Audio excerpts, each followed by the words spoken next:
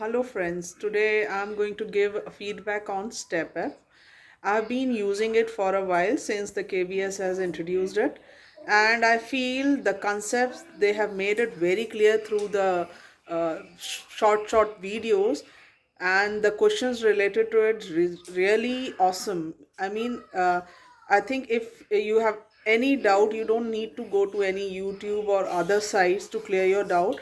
You can get it clear through STEPapp, and I'm really glad that KVS has provided us opportunity to use it all free of cost.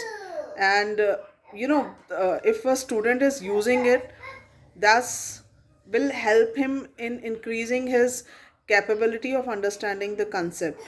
Though a few students of mine, they have been using it, there is no difficulty at all through the login password. You can log into the site and you can use it, and you can save it for later.